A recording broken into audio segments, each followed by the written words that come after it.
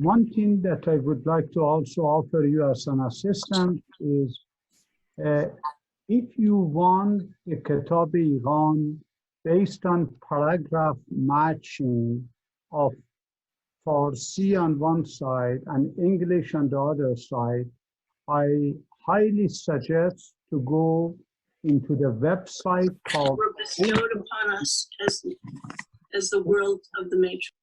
oceanoflights.org, and then go to the Farsi section, and then go to the right-hand side menu, and you will see a section item on the menu called parallel translation or ترجمه های موازی و هماهنگ. And then you see over there that we have Kitáb-I-Íqán and other works have been matched paragraph by paragraph. So that is one source for you to look at Kitáb-I-Íqán. Again, it is oceanoflights.org is a website which is operating under the directive of the Baha'i institution, and volunteer works are what is making this website. Another work that I highly recommend that can help you with understanding is The Ocean of His Words. It is by Hatcher. This book also gives you a very good understanding of the Baha'i writings, especially Kitáb-I-Íqán. It has a large section on Kitáb-I-Íqán, The Ocean of His Words by John Hatcher. That is two items that I recommend highly that you read. Another book which I again highly recommend is A Companion to Kitáb-I-Íqán by Hooper Dunbar in English. So these three works, I believe, will help you to gain a deeper understanding of Íqán. Now, as the people arrive, and because we said 7:30, but some people may not be aware, in order to respect them, I want to take some time, about 10-15 minutes, to see if you have any question relating to the topics that we discussed last time. That way we are all on the same page. The concept last time was the qualification of truth seekers, which we went over paragraphs 213 to 215, and also we talked about concept of God, and I believe that these two were the topic that we discussed. If you have any question, please raise your hand. We only allocate about 15 minutes to this discussion. Go ahead, please.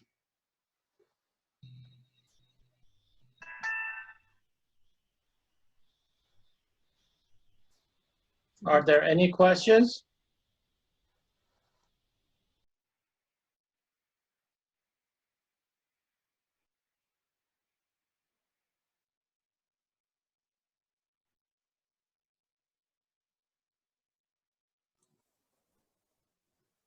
So if there is no question. I don't see any questions. Okay, so that's good. Everything is solved then. Everybody has a qualification for the truth seeker. And of course, you do not consider yourself that you have found the objective, because all of us continuously are seeking the truth. Therefore, it is good to read those paragraphs about the qualification of a truth seekers every day. That way we realize that our understanding of truth will change as we change, and the more we mature, we get the higher intensity of the truth. I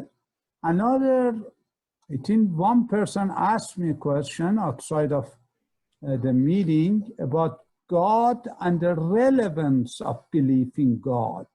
Have you ever thought about it? That what is the day-to-day operational relevance of believing in God? And whether psychologically, whether individually or socially, when you go moment by moment in your day, whether you really think about God as an isolated phenomena, or in what ways the relevance of it shows. I think that is a very, very deep question. Anybody? The question is clear, right? Arshad? I wanted to give my opinion. Yes, go ahead. I find that I have to talk to Baha'u'lláh all day long. And when I do, my life is good. And when I forget, I have problems. I was telling a friend of mine, I can't do anything, even leave the door. I can't leave the house because I have to say, Baha'u'lláh, send someone to me I can tell the faith to, or please help me in my everyday. I used to say, help me, don't let me speak unless I ask you first. Is it okay if I speak? Now, when I get in the car, especially, I always ask for him to help me drive well, don't hit anybody, don't let anybody hit me. Ever since in '79 I had a bad car accident, I looked to Baha'u'lláh for driving and everything else.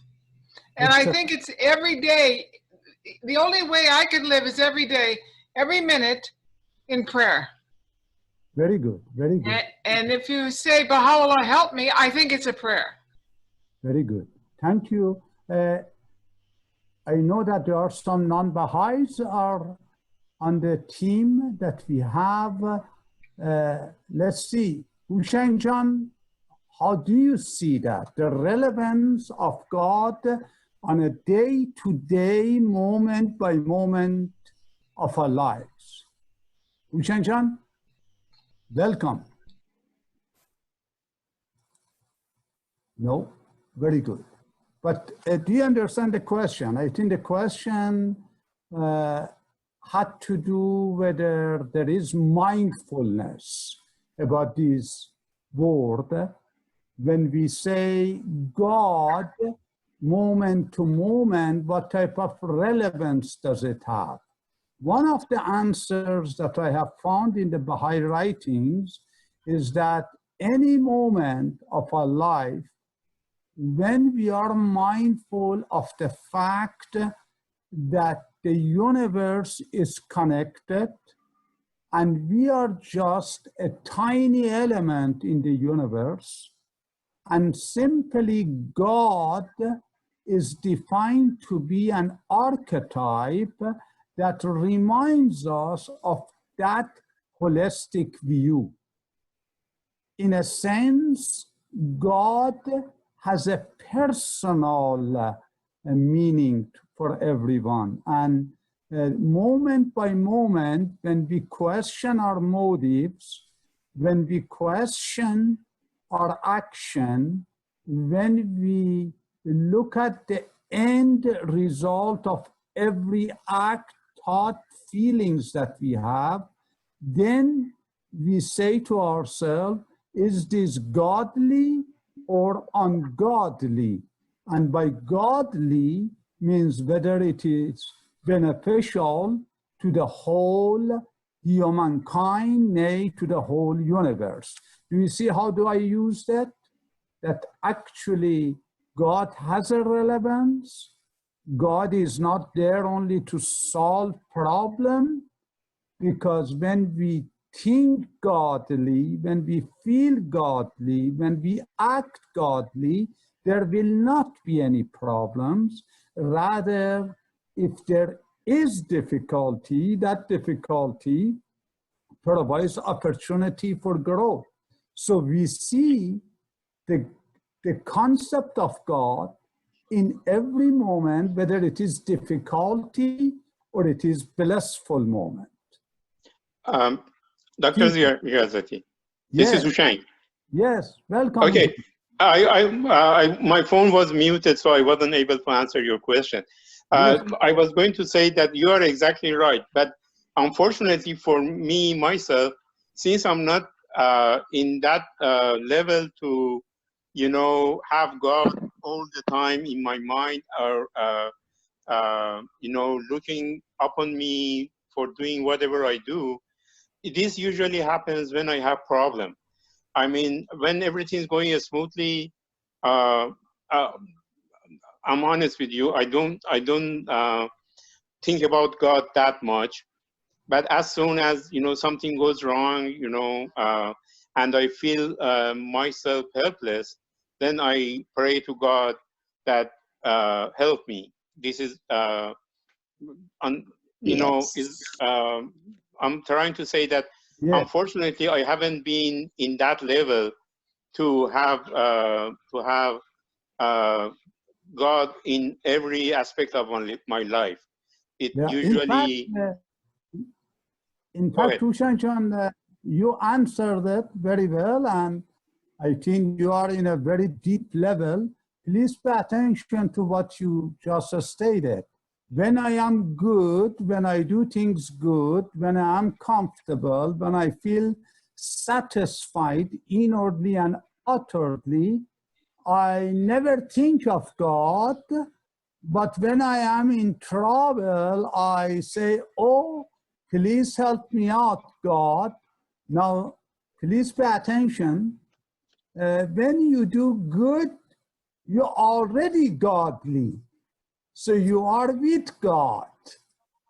When we fail to do something which is noble, which is beneficial, then maybe that failure becomes a signal to do good, to do that which is worthy, and that is godliness. Exactly, that's exactly right.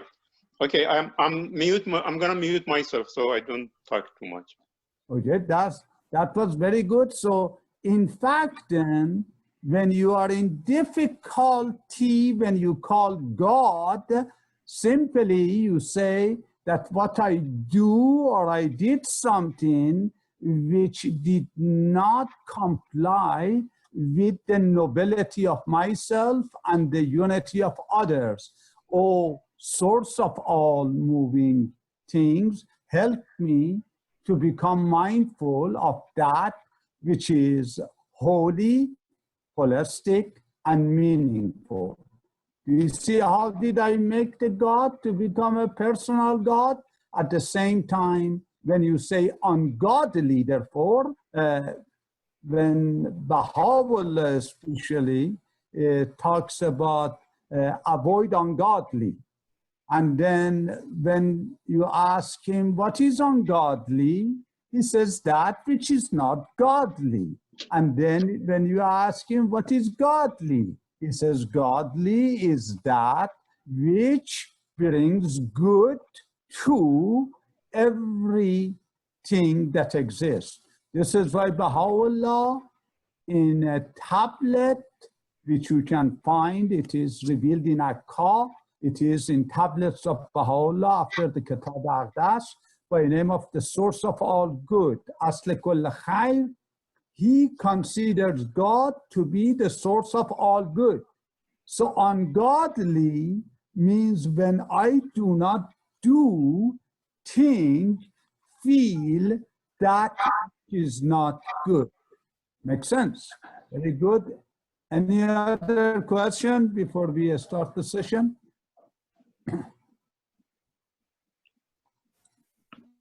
No more. Okay. So as you, Oh no, I'm okay. This is yes, yeah. There. I cannot hear you. Archer, I don't hear. If anybody has any questions, please raise your hand or let us know. We will unmute you, or you can unmute yourself. What, did you have a question? Yes, I raised it. Go ahead. So I want to, with this question, I want to be clear. I understand the, or if there is any other thoughts.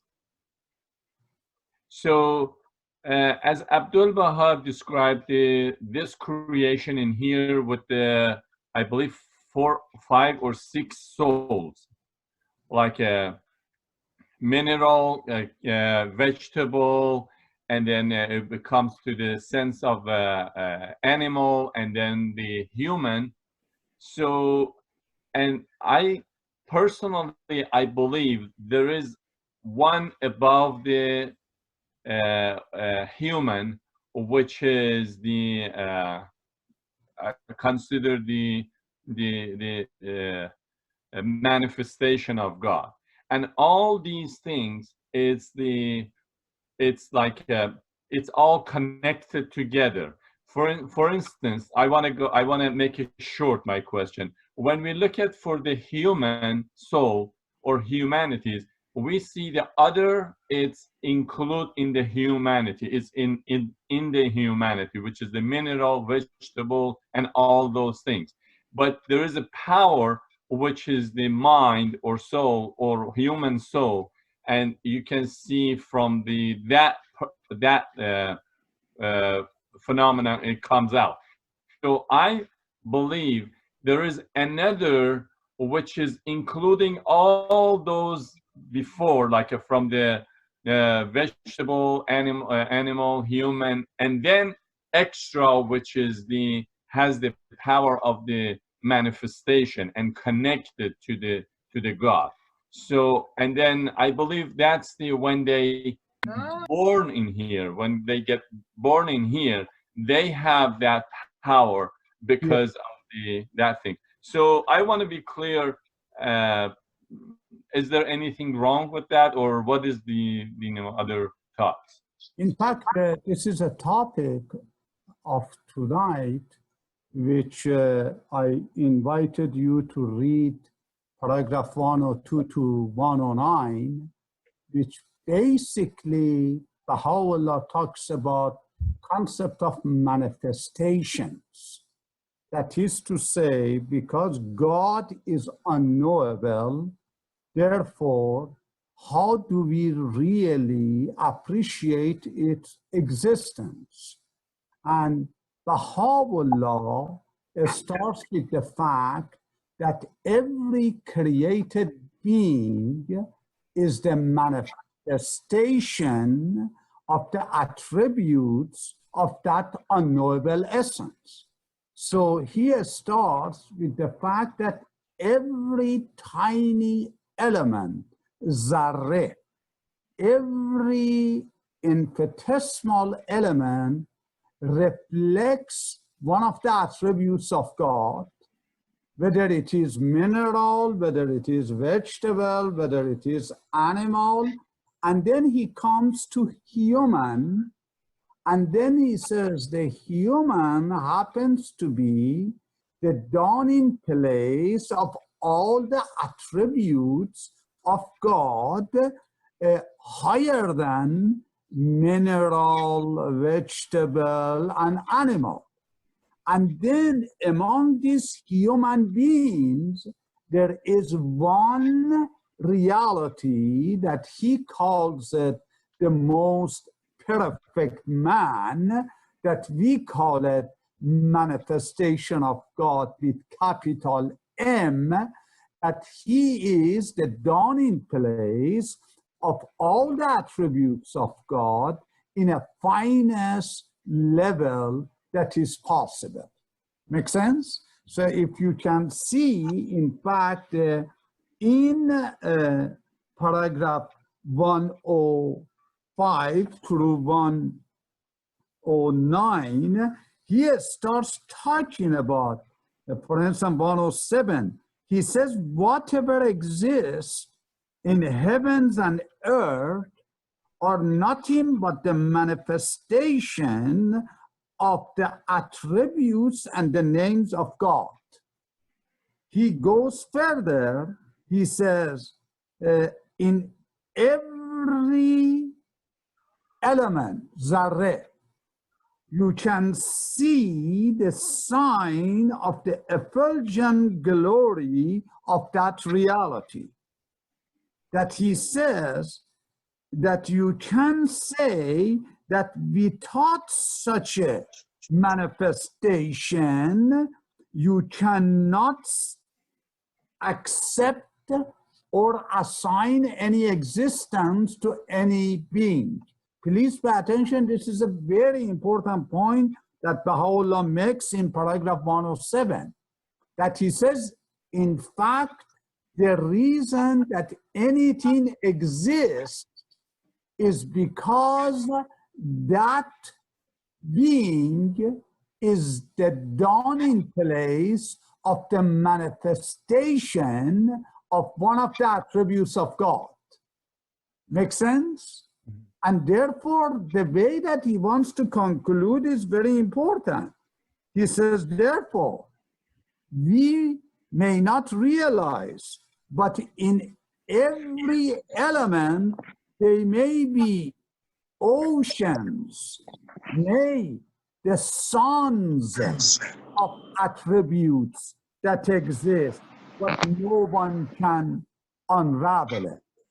Do you see that thought? Where am I going? That basically, Baha'u'lláh in 107, he says, there is nothing in this world, in this existence, that can exist without being the dawning place of the attributes of God. This is why, please pay attention on the personal level, this is why nobody is evil. This is why we always have to find something good in everything. This is why Abdul Baha Abbas says, if someone has 10 bad qualities, one good, concentrate on that good. And then even Abdul Baha is asked that really the people have bad qualities? And Abdul Baha says, no. People only do not manifest the good qualities that they have. But if you and I see the good quality, we encourage them to manifest those hidden qualities. You see, Fahd, where did I go? And then you can see that in paragraph further in 107, he goes on and he says, human being happens to be chosen to be the dawning place of all the attributes, more than what animals have, more than what minerals have. So then he says, this is why it has been revealed that man is my mystery, God says, and I am his mystery. And maybe this is why if everyone, rather than feeling that I am no good, I am depressed, I am actually have nothing to honor myself, this paragraph, as a psychological perspective, it says, no, don't think like that. You actually are the mystery. You have many things in you. And then link that passage 107 with Loh Maqsood, when Baha'u'lláh says, in fact, you are the mine full of gems. And in fact, Baha'u'lláh is trying to teach us that if I look into myself, I always can find something good. And that good is an attribute of God. When I know it is an attribute of God, when that attribute is used to benefit me and benefit entire human race, nay, entire universe. Please pay attention. Another very important deduction is that if you are a happy person, you are never jealous of somebody else. If you are a happy person, you never compare yourself as a low or high. If you are a happy person, you never ever want somebody else who has advanced to slow down. You do not want others to be in pain and you be happy. Do you see all of these things? So psychologically, this passage has a lot of implication. And then he says, I am your mystery and you are my mystery, linked to the hidden words by Baha'u'lláh. When he says, do you know why I have created you noble? Do you know that you are rich? Do you know that you are filled with knowledge? And then at the end of it, he says, turn your sight unto thine own self, then you find me standing within thee, powerful, almighty. Do you see that? So, and then Baha'u'lláh continues, paragraph 107 is very powerful, very powerful. This book, every paragraph tells you many things. For instance, he quotes Quran and says, if you want, you can see our signs in everything, including thine own self. So this is why Baha'u'lláh, Muhammad, Bob say, don't turn to heaven to find God. Don't turn and seek me on earth. No, I am closer to you than your own vein. You see how transformative is this? And that links to what I said, my question in the beginning. How do you see God moment by moment? When you say, let's have a prayer, aren't you actually doing a collective effort to remind yourself on mindfulness about the universal good? See, we have to change our orientation about this concept. Otherwise, we do not appreciate it. Look at also the same paragraph. He says, those who have forgotten their own self, they forget us. Please pay attention. Baha'u'lláh, this is so powerful. Very powerful. He continues to say in 108, whosoever knows his own self knows God. But Baha'u'lláh goes on 109. He says, but we are, each one of us is a part of a system. Therefore, we fully cannot appreciate the attributes of God.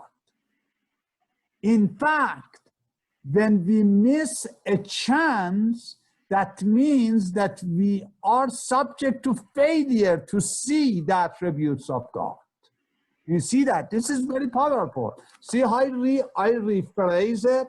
Rather than I say that you are actually not with God, I say, no, you are failing to see the God which is within you.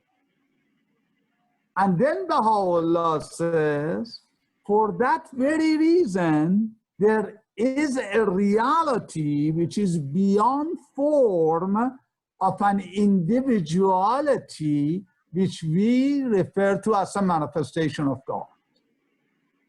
That manifestation acts as a prime agent for all the attributes. Make sense? But I think Kamran Siddiq is online. Is he? Kamran? Yes. If you are, please make some comments. Yes. Yeah, I'm here. Very good. Kamran Siddiq, please make some comment on this because I know this is your niche. And Kamran is a university professor, a good friend of mine, one of the finest minds that we have in scholarship, residents of Canada, and we have been privileged to serve at the Bahá'í World Center for a while on the different missions. And Kamran, I would like to benefit from you. What do you want me to say? Hi, everyone. What do you want? Can you hear me? Of course. Would you speak louder, please? Yes. What do you want me to say? Say whatever you like about this concept, that how the concept of God is not something external.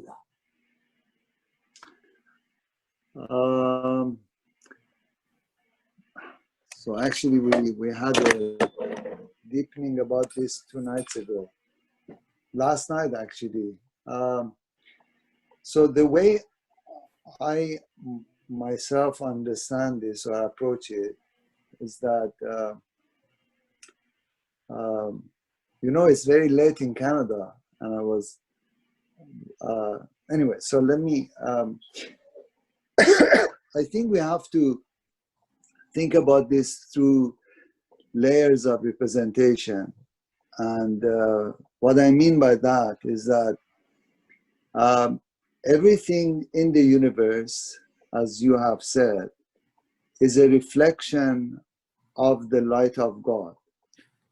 So at the highest level, we refer to the primal will as, we can refer to it as the first or highest degree of fidelity of the expression of God. Then at lower levels, of course, the universe, every atom in the universe is a reflection of divine powers. So we can use all kinds of terms to describe this. Now, the concentrated form of that divine power, of course, what we refer to as the image of God or the soul of man. And the word soul, as I understand it, refers to the collective center of concentration of the light of God. So in that sense, the human soul, at a philosophical and at an ontological level, encompasses the realities of everything in the universe. So this is one of the reasons that if we turn to ourselves, and we can say we are either the greater world or the microcosm, we find the totality of existence.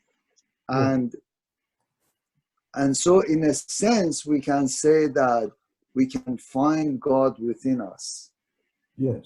And I think this is one of the reasons that Christ says, the kingdom of God is not here or there, the kingdom of God is within you. So this idea of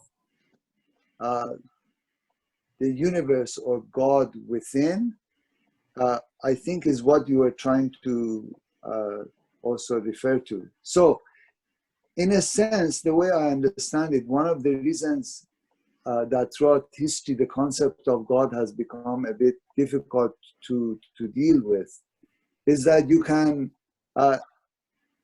people get caught up in the idea of an entity or existence, which is problematic because the moment we say God is an entity, we are defining God or we have to point to something.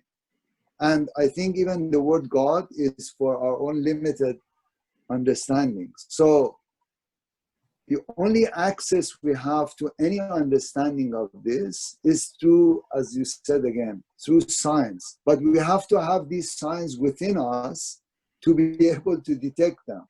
If we don't have something within us, we would never have the psychological ability or the mental capacity to even perceive it. So anyway, forgive me for saying too much. I appreciate it. I think the key point at the end is that there is no one on the face of the universe that does not have that sign within himself or herself. In fact, in psychology, the behavioral psychology, what we try to tell people is do not allow the events of your life to overburden you to the point that you feel helpless, because there is a power in you that you always can rely on. And if you try very hard, you always find one attribute which is creative, empowering, and that we call the signs of God. Now, it is very interesting that Bahá'u'lláh in 109, he says, in fact, there is nothing in the universe that when you look at it, you would not see God either with it, before it, or after it. That means everywhere that you look, there is the sign of that universal being. Please pay attention. If you are not a religious person, if you are a scientific-based background, this actually is saying that the universe is in itself a symbolic pointer of a hidden energy which exists. And humanity needs to through mind and the soul, to tap that universal energy. Make sense? Now, I want to continue on to say that Bahá'u'lláh in 109 talks about the manifestation of God. What does this manifestation of God with capital M, do we really refer to Muhammad, Bab, Mirza Hussain Ali, Bahá'u'lláh, Jesus, Moses? Are these really the manifestations of God? That is 109, 110, that is very crucial to understand. You know that Bahá'u'lláh and Abdul Baha have separated when they talk about manifestation. They say there is a physical aspect, there is a human aspect, and there is what we call manifestationhood. Please pay attention carefully. Moses, Jesus, Muhammad, Ali Muhammad, Mirza Hussain Ali are the mirrors, if you will, that reality that we call capital M manifestation shines in them. And through that reflection, other mirrors becomes empowered. Please pay attention, and if there is a difficulty in comprehension, please raise your hand because it's critical. Muhammad is not the manifestation. When you look at his name, when you look at his gender, when you look at his nationality, these are all physical human attributes. But there is something which we have no way of describing, which we call primal will. That is manifestation of God. Do you see that? This is why Bahá'u'lláh in 101, 110, he says that reality, that manifestation, that energy does not differentiate between them.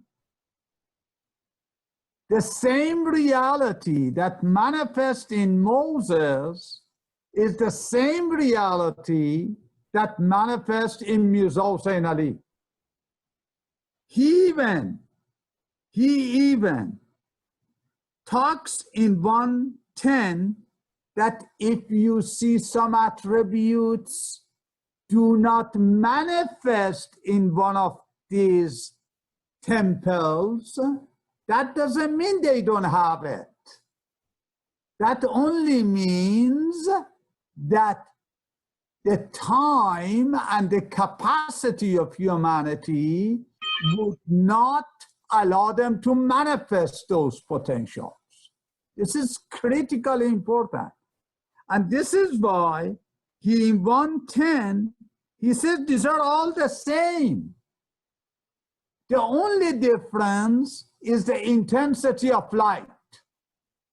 That is to say, Muhammad is exactly Jesus. The only thing is that the intensity of the light is brighter and higher. Why it is higher?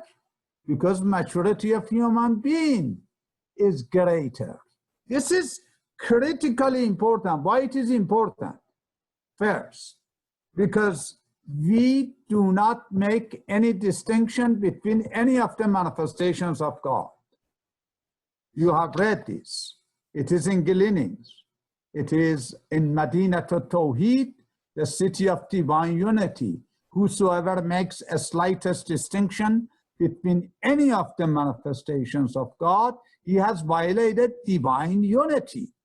So as you can see how practically these paragraphs can help us to get rid of these mumbo-jumbo garbages that the people of different religion have mixed with the fundamentals of that religion. According to this paragraph 110, if you would have known Moses, you would have known Jesus. This is actually a quote from the Bible.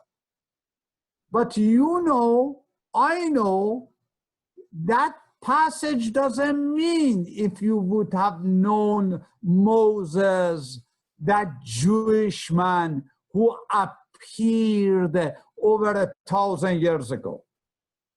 He was from different part of the world. He had different needs. He may be chubby. Jesus might be a skinny. So when he tells you in the Bible, if you would have known Moses, you would have known me, isn't that, Baha'u'lláh brings this a lot, isn't that a reference that, Habib, if you have known the light that shone in Moses, and you were follower of the light, not the lamp, you would have recognized Jesus. And the same thing when you see in Quran, he says, I am Moses, I am Jesus, I am Abraham. He even goes that far to say Quran is actually the New Testament and Old Testament. The people who are literal, limited, contextual, they say, whoa, no, that is Moses, this is Jesus.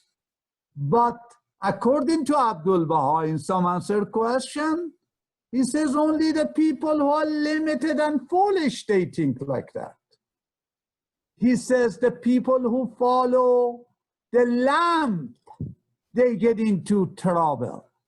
But if the people who follow the light, they recognize the light, no matter in what lamp it shines. Please pay attention how many implications these paragraphs have.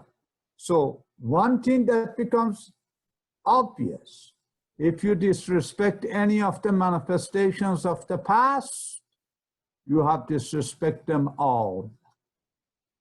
And if you accept the latest manifestation, you have accepted them all. Write this down, reflect on it, think about it. Don't just memorize it. And please pay attention.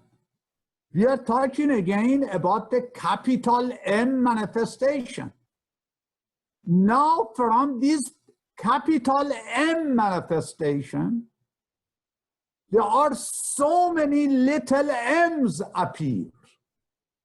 You see scientists, you see poets, you see artists. These are all manifestations of that big M or manifestation. I refer you to Secret of Divine Civilization, where Abdul Baha Abbas, the son of Baha'u'lláh, talks about the fact that every discovery that is made by science and scientists actually are the fruit of the revelation which is they are under. In fact, according to Abdul Baha, and it is very powerful, ladies and gentlemen, when you see someone like Rumi manifest in Islam, that only shows the power of the manifestation of the time that was Muhammad. When you see somebody such as Einstein shows up, that is a small m of the manifestation of the age, who is Baha'u'lláh. Think about this thing. This is why Baha'u'lláh says that everything is connected, but nothing moveth but by our power. Don't look at this thing in a categorical way, that Baha'u'lláh is on the top and the rest of them are on the bottom. This is a childish way of looking at these things. There is no high or low. As Baha'u'lláh said in the paragraph 109, everything is the sign of that great manifestation. Everything beneath it, everything above it, everything below it. Remind me of that prayer of the Bab. Above me, beneath me, on my left, on my right.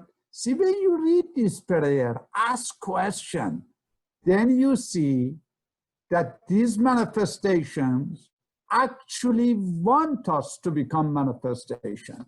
Please pay attention and do not misunderstand it, and do not misquote me, for God's sake. What am I saying is, each one of us can become the manifestation at our own level, which derives its energy from the capital M, the manifestation of the age, Baha'u'lláh. Become the Gandhi of your time. Become a Steve Jobs of your time. Because otherwise, how do you manifest that unique attributes that Baha'u'lláh gave you? It is true we need to pray, but pray for what? Pray to manifest those potential. We do not want to be robots. We do not want to just be the children of habits. We want to manifest what Baha'u'lláh tells us. Baha'u'lláh tells me that you are the dawning place of my attributes. So manifest it. How do I know that I am manifesting it? When actually I am happy, I am content. And through my contentment, I want to create the contentment of the universe. Please pay attention in paragraph 110 again and reflect on it. Baha'u'lláh says, don't judge by the appearance. He says, if you look at Bob, for instance, you see he's meek. You look at Baha'u'lláh, he's a prisoner. You look at Muhammad, he says, oh God, why you have put me into this trouble? When you look at Jesus, he says, oh God, why thou have forsaken me? In paragraph 110, he says, don't be misguided by those statements. That doesn't mean they are weak. That only means our power is not that limited, transient power that you think we should have. Please read the paragraph 110 very carefully. And then next time when you come, tell me, share with me. Can you be really a follower of Baha'u'lláh without following Baha'u'lláh in everything that you see? Please pay attention to what I said. Baha'u'lláh is in every single manifestation of God. In this revelation, because of the maturity of humanity, the manifestation of God has come to tell us, look at Baha'u'lláh, primal will, the same one that appeared in every single manifestation. So at the time of Moses, Baha'u'lláh was manifested. The same Baha'u'lláh that is manifesting in Mirza Hussain Ali Nuri, in Ali Muhammad the Bab, in Muhammad the son of Abdullah, that Baha'u'lláh still is manifesting. And maybe for billions and billions until the end, which there is no end, this Baha'u'lláh shines. That is the concept of manifestationhood. If you have any question, please raise it. Otherwise, I go to the next concept, which is symbolic. Any questions?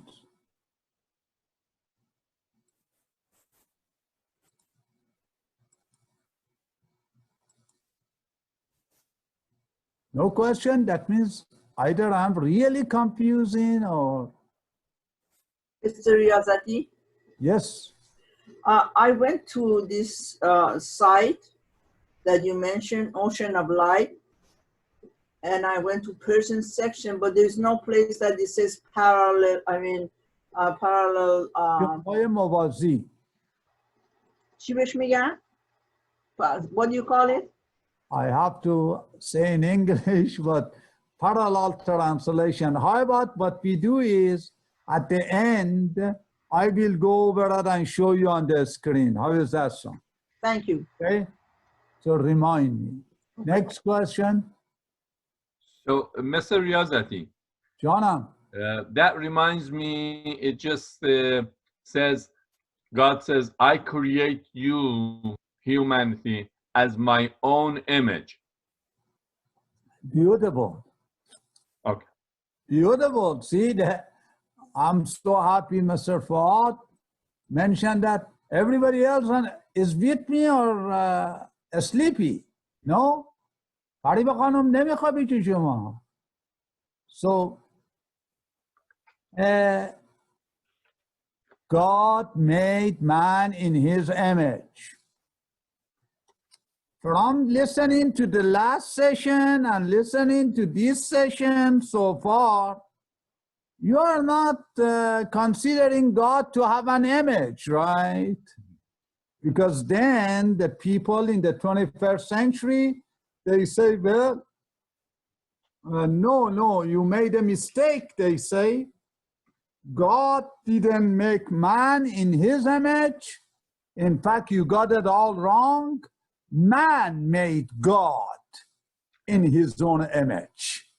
Please read the book Essence of Religion by Feuerbach, one of the most powerful books that has been written, and that book was written at the time of Baha'u'lláh, one of the contemporary of Bahá'í Faith. And again, please pay attention. The people such as Feuerbach, were the manifestation of God with the small m.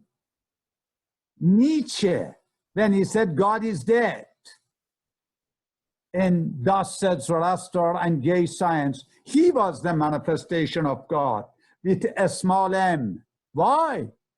Because he did actually what Bob wanted him to do, to break the idols, break the idol fancies. The God that humanity has perceived is a child like God. And Nietzsche said, let's bury him. This is why the God is dead. Doesn't mean the God all-knowing, all-wise is there.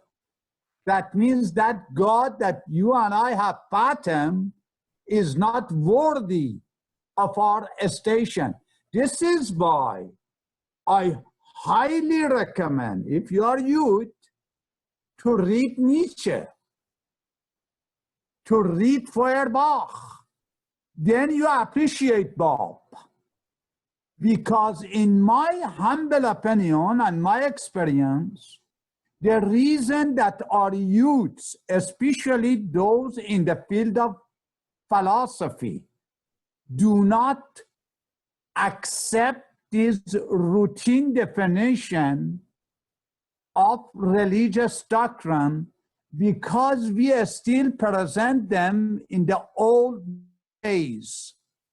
The God of Baha'u'lláh is not the God that you have perceived before 1844. The God of up to 1844 is not worthy of the renaissance that Bob tried to create, a spiritual evolution. You see that?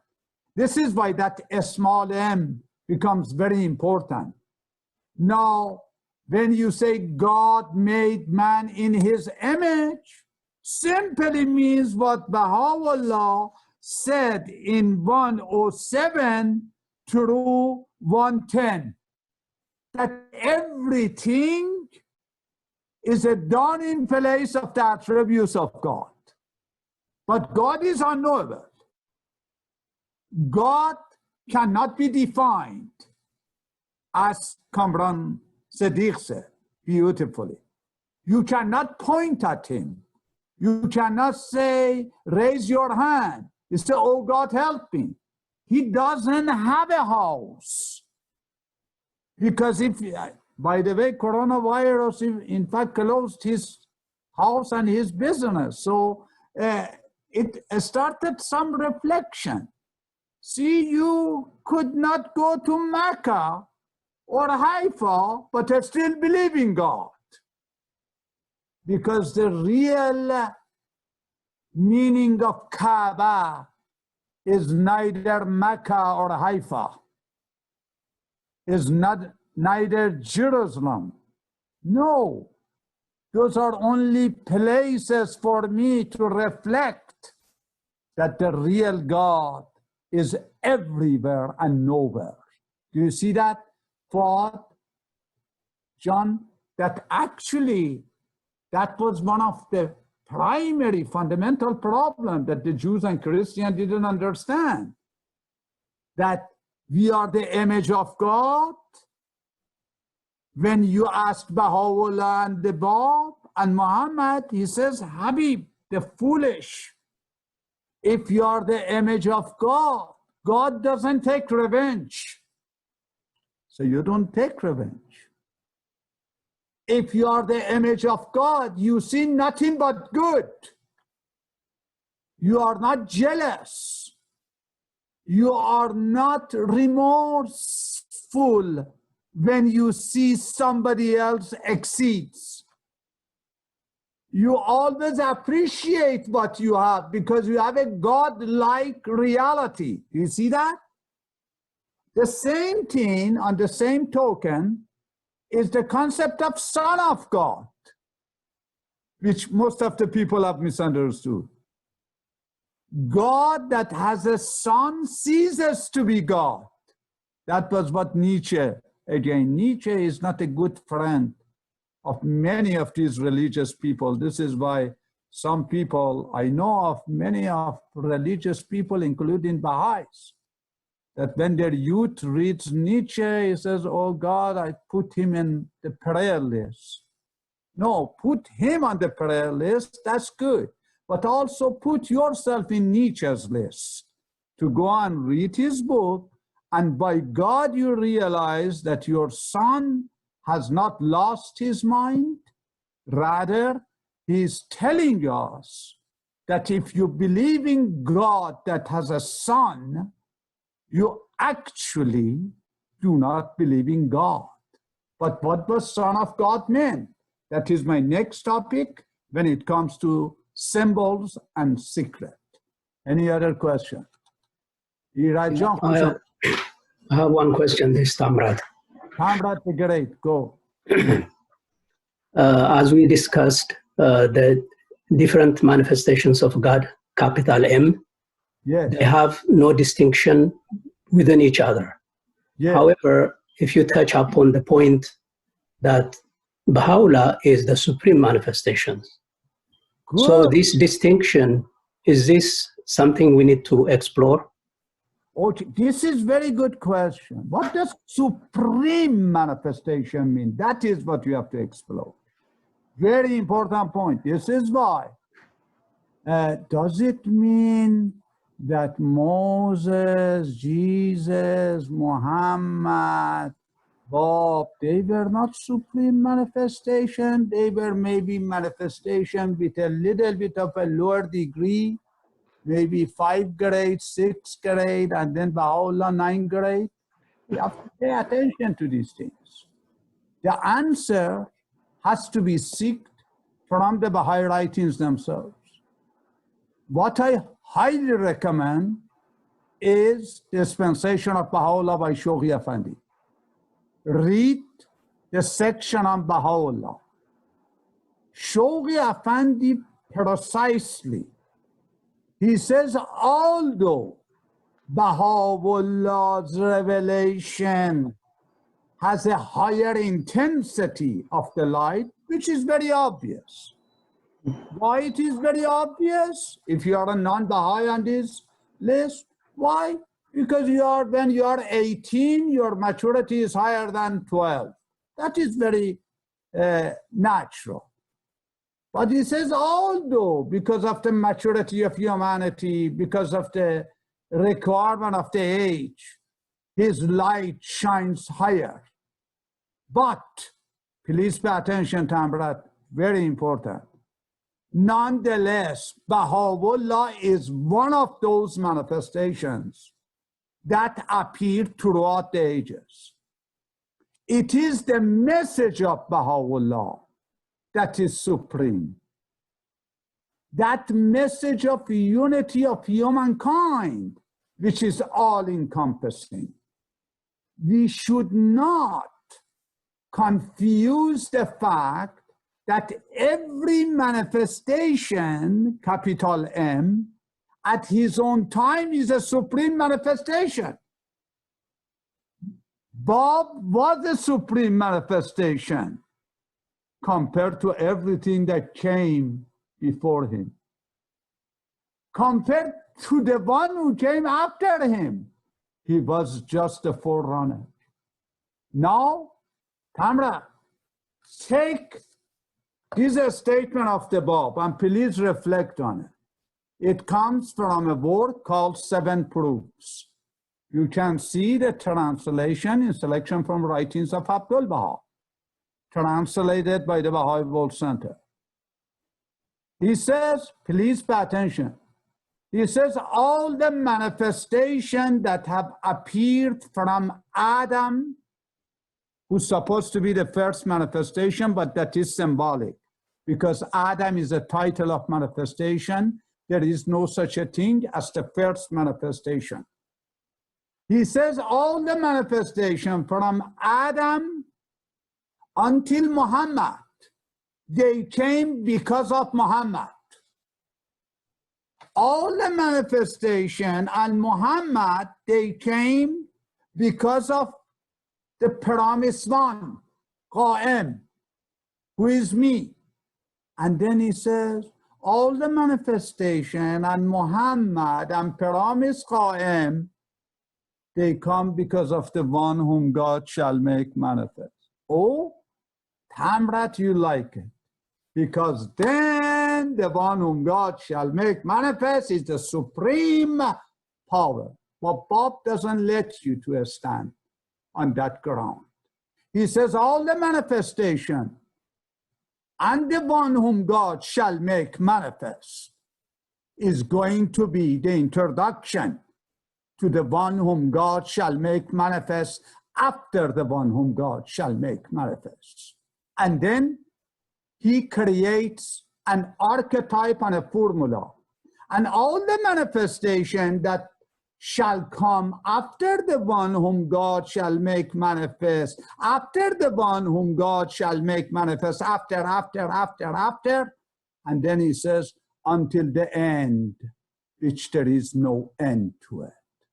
So you tell me, Mr. Tamrat, who is the supreme manifestation? Shoghi Effendi, he says, you Habib, don't use these to prefer one manifestation over other. We should do what Mirza Hussain Ali did, with all respect, with humility. He only called humanity to the great message of the time, which was oneness of humanity. He did not, in any passage that I know of him, talks about, I am more superior than Muhammad. Because there is no such a thing as I and he. You and I see duality. There is no duality. If there is a duality, then something goes goofy. Why? Because if Baha'u'lláh is a supreme manifestation, then why did you tell me that whosoever makes the slightest distinction between any of the manifestations of God? I know some scholars that they say, forget those passages because they were revealed in the beginning in Baghdad. But look at the passages that were revealed after. To me, that is the big blow to the fundamentals of the Bahá'í Faith. In order to understand this theological point, I believe every Bahá'í should read Shoghi Effendi, You should read the dispensation. And if you still see that Shoghi Effendi gives you a feeling that Mirza Hussain Ali is superior, then I'm wrong. I didn't read the dispensation very well. But if you come to that conclusion, ask yourself, what is the difference between you and the Christian who says the same thing about Christ? And he is right. At the time of Christ, Christ was the supreme manifestation. Whosoever knows me knows God. He was right. Whosoever accepts the Son accepted the Father. Father is in me, I am in him. Do you find anything more supreme than that? This is why do not operate in isolation. That is what I am begging you to do. Ask yourself, what is a distinctive feature of the Baha'i Faith? And I am sharing at least my understanding. He tries to remove everything that we have conceived as a habit to exalt one religion above another or one revelation above another. I do not want to confuse you, Tamrat, but there is not two religions. There is only one religion. Read Aqdas. This is a changeless faith of God, eternal in the past, eternal in the future. There is only one manifestation with capital M. There is only one faith, but there are different instances of reflection of energy. I think that was a lengthy answer, but it was helpful to the point. Any other question before I go to symbols? How is our time, Mr. Farshad? Farshad is sleeping, huh? You're muted. Another 15 to 20 minutes. 20 minutes? Yeah. Okay. So let me, 20 minutes to end of the session? Yeah. Oh, gee. Now, symbols and secret. Let's see. I want to introduce some books to you first. This discussion is an introductory discussion for 15 minutes, but I would like you to read some books if you can. The name of the book, one of them, the oldest book that has been written on the concept of symbols, the I Ching, or Book of Changes. We do not really know the author, but read it. I know you will be cursing me because you say either Habib is going crazy or he is crazy, but I tell you, this is the finest book that ever have written how to use the Chinese characters to create the symbolic realities to the universe. I Ching, another book. Man and His Symbols. That is by a psychologist, Carl Jung. Read that and then ask yourself, I know in 1 week you cannot read it, but this course is not for 1 week. My hope is to give you some tips that you create your own study classes, like you do Ruhi, like you do other things. And you do not need 10 people. Just do it with yourself. Get this book, read it, question it. Jung believes that you cannot have a man without a symbol. Everything is a symbol. And don't tell anybody. He says God is a symbol. God is just a pointer. Heaven is a pointer. Hell is a pointer. Oh my God, read this book, it's good. Another book, see, Joseph Campbell, The Myths of Light. When you say Bahá'u'lláh, is that a symbolic expression or it is literal? What does light mean? What does glory mean? Read this. It's good. Joseph Campbell. You say that, Habib, you're crazy, but that's fine. Another book, Modes of Thoughts by Alfred North Whitehead. Fariba Khanum, these are the books that Farhan, Mr. Furutan reads, and it's very helpful for all of us to read. If you read these books, you do not read Íqán the same way that a literist reads. Another book, now see, I am becoming more religious. Symbol and Secret by Christopher Bach. This actually takes Íqán and breaks the symbols in it and shows you how these symbols throughout the revelations have evolved. This book, if you are a very religious person, you do not want to go to philosophy and this thing, and you think Habib is crazy, read this book at least. This is a good study guide about understanding symbols. Now, last but not the least, there is a book called Change and Habit.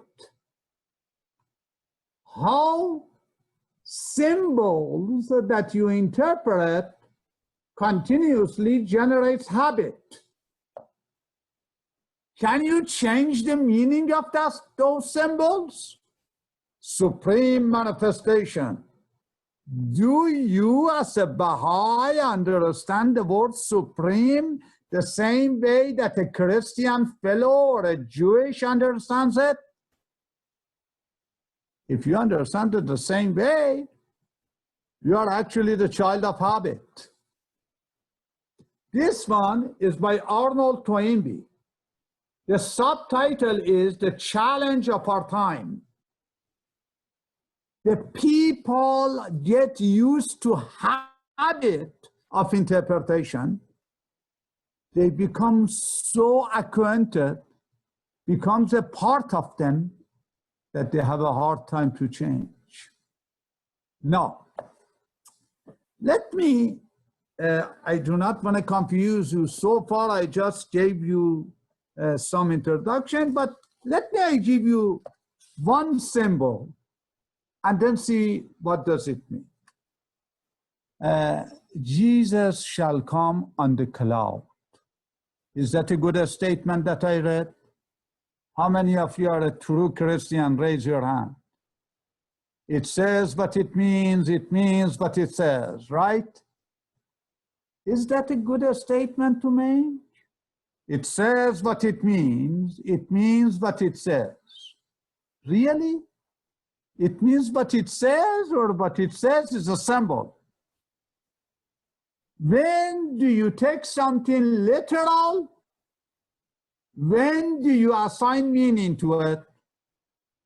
That is about 40 to 50 pages of Kitáb-I-Íqán. When do I take things literal? When do I take them symbolic? Fact number one, nothing really is literal. Everything is symbolic. How do you know? Bahá'u'lláh, a tablet called Gems of Divine Mysteries. That is another book that I highly, highly recommend that you read. That is a prelude to the Kitáb-I-Íqán. I think I talked about it before. It has been translated into English. That is a condensed book on symbolism. See, ladies and gentlemen, I am begging you, do not only read extracts, read entire tablets. When you want to quote Íqán, read Íqán. Do not read what Habib says about Íqán only. Habib's thought may be valuable, maybe. My thoughts have no value, by the way. But that should not substitute for you to understand Íqán. Bahá'u'lláh, in Gems of Divine Mystery, and his commentary on Surah Shams, the Surah of Sun, he says, whosoever take any statement literally is foolish. Whosoever tries to seek only the meaning which are hidden, he also is ignorant. True learned is the one who looks at the secrets while appreciates the garment, means words, symbols, that meaning chooses at any given time. You understand what am I saying or not? I say hi. When I say hi, there is a meaning and there is a symbol, right? Depending on our friendship, we may say different things. Isn't that right?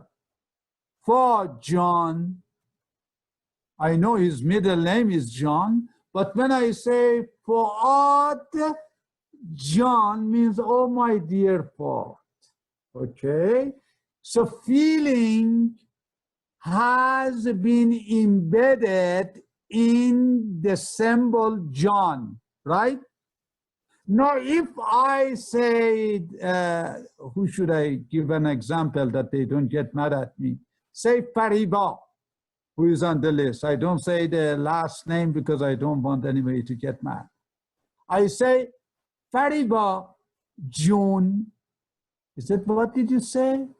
I say, oh, no, I'm sorry, I meant John. See, it was only a word. But the meaning which was established made different feelings in that woman, right? But if now she goes home and her husband says, Fariba June, you say, oh, thank you. If I said Fariba Khanum, he said, oh, very good. Do you see that? Baha'u'lláh so marvelously says what Wittgenstein was a person who wrote that famous book, Philosophical Investigation of the Language, when he was talking about the languages.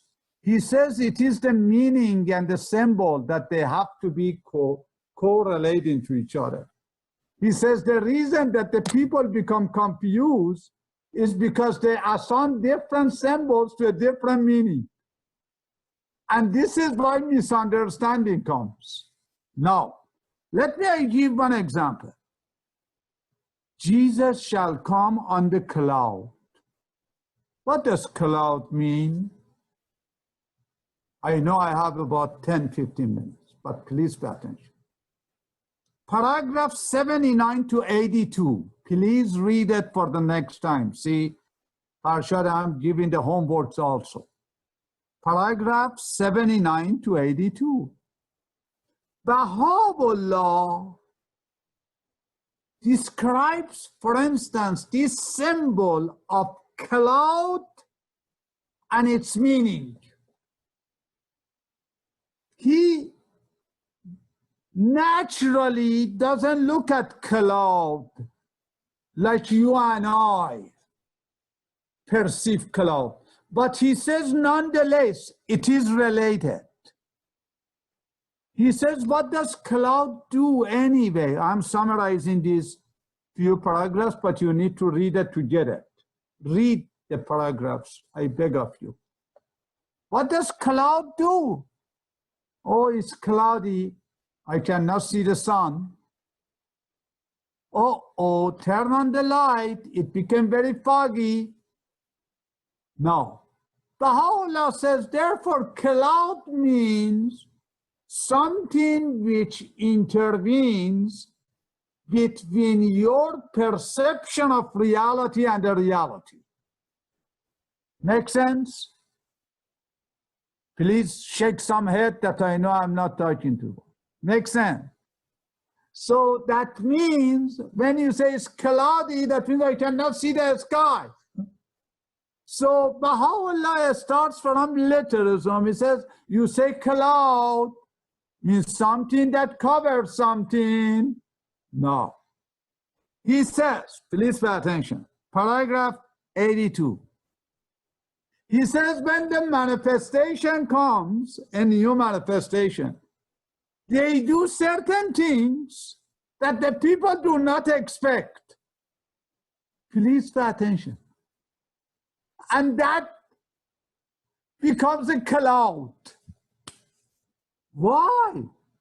Because the people do not like change, they like habits. He said, please pay attention. For instance, what do they do? Baha'u'lláh, 82, 83. He said, do you know, this manifestation comes, changes some of the laws. That creates cloud. Uh-oh. How come you change the point of adoration? That was the problem with Muhammad, wasn't it? Everybody had a habit. Whenever you read prayer, where do you turn? You turn to Jerusalem, right? And Muhammad even turned to Jerusalem. And then suddenly, in the middle of the prayer, he turns to Mecca.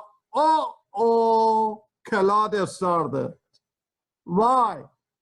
Because change in meaning of the symbol. Baha'u'lláh, he says, cloud means when the people see things that are not according to their expectation. And that creates a cloud. While they don't realize that one of the reasons that the manifestation comes is to break that cloud.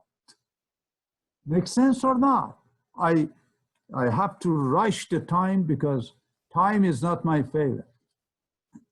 He says, so they bring a new law, they bring in new ordinances, they change some of the ordinances of the past, they even go and change some conventions.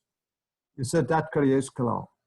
Second cloud for him is that when this manifestation comes, the people look at them, they look like a cloud. Oh my God, what type of a cloud? Well, Jesus comes. Do you remember? You saw the movie if you didn't read the book. And when Jesus says, I am the King of the kings. Didn't he say that?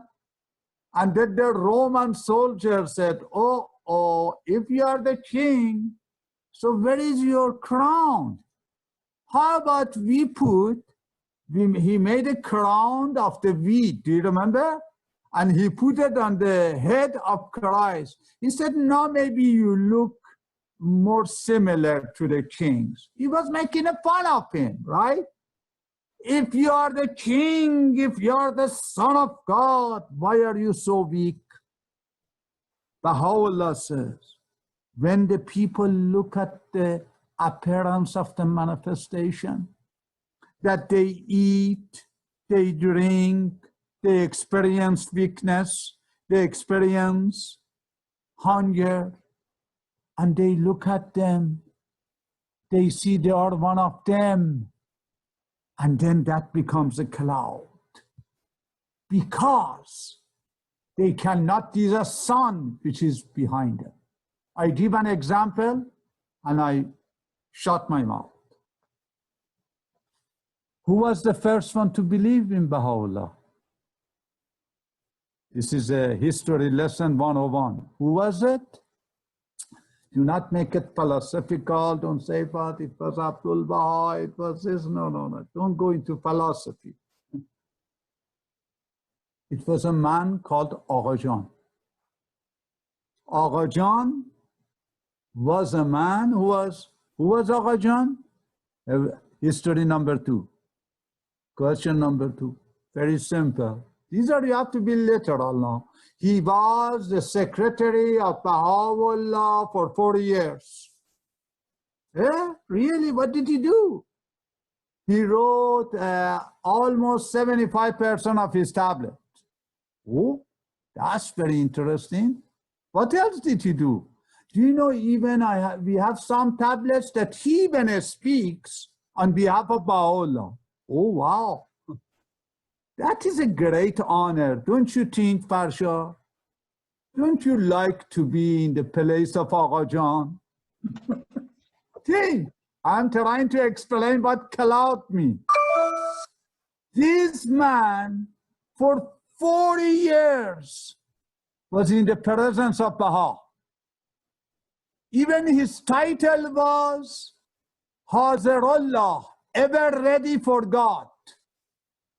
His another title was Khadimullah, servant of God.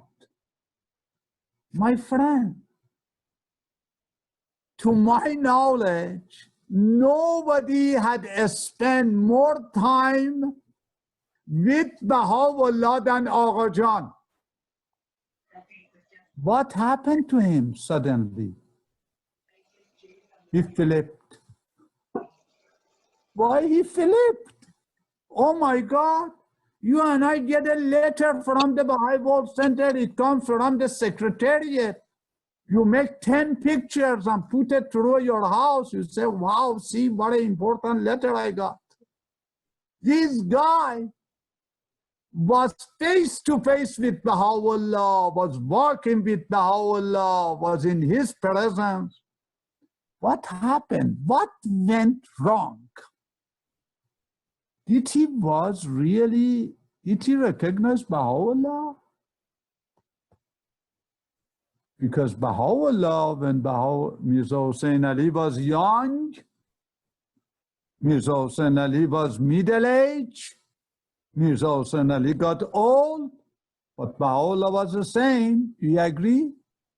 Because Baha'u'lláh was a reality. Please pay attention.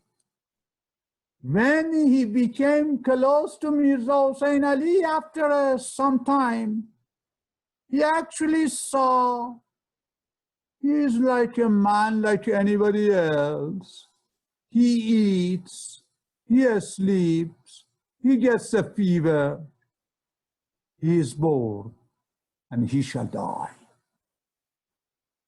When the people paid attention to the appearance, they forgot the reality. Reality was the meaning, appearance was the symbol. This is why many people who were in and out were with Baha'u'lláh eventually denied him.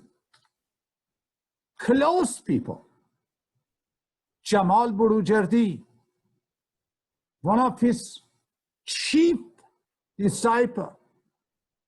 He was, I use the word disciple as a generic term. He received 40 tablets. We now, on the ocean of lights, have more than 40 tablets revealed in his honor. But after the ascension of Baha'u'lláh, he became one of the chief covenant breakers against Abdul Baha. Where is symbol? Where is reality? Were they the lover of Baha'u'lláh, or they just wanted to give some meaning, artificial meaning for their own lives? Am I serving the Bahá'í Faith for my own good, or am I serving the faith because of Baha'u'lláh? Who is this Baha'u'lláh? This question removes the cloud. No wonder Baha'u'lláh says, whenever you come to me, please don't bow, please don't kiss my hand. Why do you think Baha'u'lláh never wanted his picture to become the center of attention? Think, because all of those are clouds, because they're temporary. If we do not understand the meaning of the life of this servant, his highest title is the servant of God. He himself says, he says in Kitáb-I-IQAN, he says in Ishraqat, Tablet of Splendor, he says, my only highest aim is to be a servant of God and to be the manifester of the quality of a human. He says, when I look at myself, I am lower than the dust. But when I look at that primal point, that primal will, I am the creator of heaven and earth. This is why, ladies and gentlemen, we have to ask, do we really believe in the light or the cloud of that light? This is why Baha'u'lláh ends. He says, when we look at this phenomena, we realize that that is our greatest test. Please read paragraph 83. He uses imtihanat Rabbani. These are the heavenly tests. Are you attached to the place, or you are actually are after the meaning? I end with this very famous analogy by the Bab in Panshan, 5 modes. He says, you believe in the book because of Muhammad. You believe in Muhammad because of the primal will. You believe in primal will because of God. You believe in God because it points to human and unity of human. When I go to Haifa, when you bow at the shrines, you are not bowing at the dust. Mirza Hussain Ali was a temple. When you go to that shrine, you have to have a reflective mind, as beloved Shoghi Effendi reminds us. Who is this man whose body is laying down? Is not Baha'u'lláh. Baha'u'lláh is never born, Baha'u'lláh shall never die. That cloud, that man had a birthday. That man has an ascension day. So I go to Bahá'í World Center. I go to the holiest place on earth.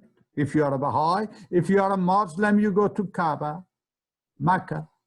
And then I ask, when I leave Haifa, I have to reflect, can I also, before I die, I take some step in the path that Mirza Hussain Ali took? That is called cloud.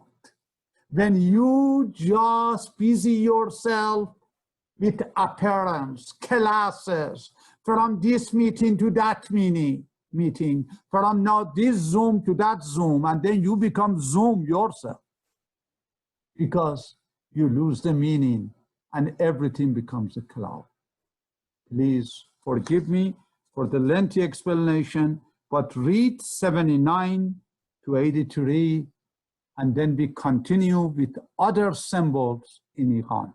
Any question? Can they ask 5 minutes question? 5 minutes for questions. Are there any questions?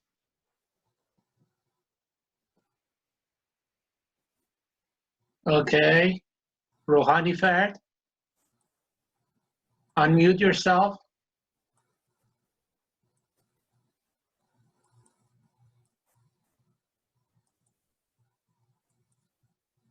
Okay. Anybody else? What happened? I have a question, but Go ahead. Hushan, go ahead. but I'm sure that the answer is going to be lengthy, more than 5 minutes. So if you don't mind, I ask it next time at the beginning of the session. How about you ask now, and then Okay. everybody has to think about it until the next session. Okay, symbol and pointers, basically, based on the definition you mentioned, is very cultural. I mean, so a symbol in culture A, it could be different from another, I mean, the same symbol in culture B. Exactly. So who and how we decide that these pointers, these symbols are the same and they are pointing to the same thing or not? Excellent. My question is that there could be more than one meaning for a symbol based on the interpretation of human being. I mean, I can interpret it like differently from your point of view, and that's basically where is the line that says this is right, this is wrong, or am I following the right thing or not? Hussein Khan, you have to come every time, and your I attended all the your Zoom sessions. Oh my God, I didn't see it. Oh yeah, I was. It wasn't with my picture, so that's the difference. Yeah. But you have a beautiful picture, and that is a good symbol. That's old. That's my young time. See, I think did you understand, ladies and gentlemen? What did it say? See, now I want to become a very good religious man. I know you do not believe I become a good fanatic religious man, but I try. You read something in the Bible, it talks about, say, angels, stars. A star shall fall. Okay, Matthew chapter 24. Mr. Hushan says, how we understand a star fall depends on the contextual situation that we are in. That is to say, and by the way, Hushan, that is the question that many scholars are asking. First and foremost, how do I know what Matthew meant? So this is the first and foremost question. I use the word stars shall fall. What did Matthew have in mind? Because we can prove that the author of that gospel, we assume it is Matthew. We do not know that it is Matthew. We just know that that book has been attributed to an author called Matthew. He was very much involved with the mythology of Greeks. So therefore, if you look at the Greeks' symbolism, you see many of these things were there. If you went to the Roman Empire, the same words were used, but different meaning. Now, please pay attention. The more deeper question is this, Hussein Khan. When Baha'u'lláh says something, see, Tamrat mentioned, Baha'u'lláh is a supreme manifestation. What do you mean by that? How do you know what did Baha'u'lláh really mean? How do you know what was in his mind? So in order to answer that question is has a simple answer. Why?